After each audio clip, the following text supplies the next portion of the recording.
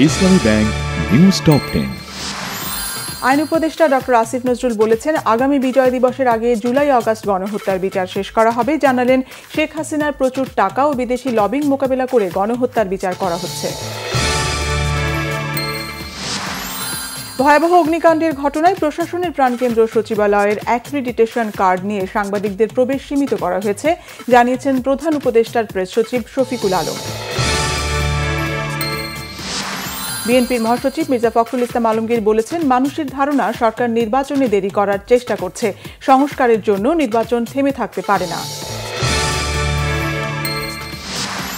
বিএনপির সিনিয়র যুগ্ম মহাসচিব রুহুল কবির রিজভী বলেছেন, শেখ হাসিনা সরকারের দুর্নীতি চাপা দিতেই সচিবালয়ে আগুন দেওয়া হয়েছে।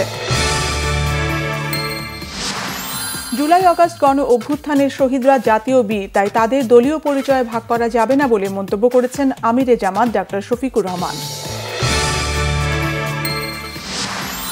সেবার মান বাড়ানোর চেষ্টা করছে পুলিশ, বলেছেন আইজিপি বাহারুল আলম। আর ডিএমপি কমিশনার শেখ মোহাম্মদ সাজ্জাদ আলী বলেছেন, ছাত্র আন্দোলনে পুলিশের ভূমিকা ছিল প্রশ্নবিদ্ধ। বিএনপির ভাইস চেয়ারম্যান ও কুমিল্লা ৩ আসনের 5 বারের সাবেক এমপি শাহ মোফাজ্জল হোসাইন কায়কোবাদ 13 বছর পরে দেশে ফিরেছেন। একদিনের ব্যবধানে ভারতীয় খাসিয়ার গুলিতে সিলেটের গোয়াইনঘাট সীমান্তে আরেক বাংলাদেশি নিহত হয়েছেন। নিহত ব্যক্তির নাম সবুজ মিয়া। এবার গাজায় বর্বরতার চরম নজির সৃষ্টি করল দখলদার ইসরায়েলি বাহিনী। কামাল আদওয়ান হাসপাতালে অভিযানের পর ভবনটি পুড়িয়ে দিয়েছে ইসরায়েলি সেনারা।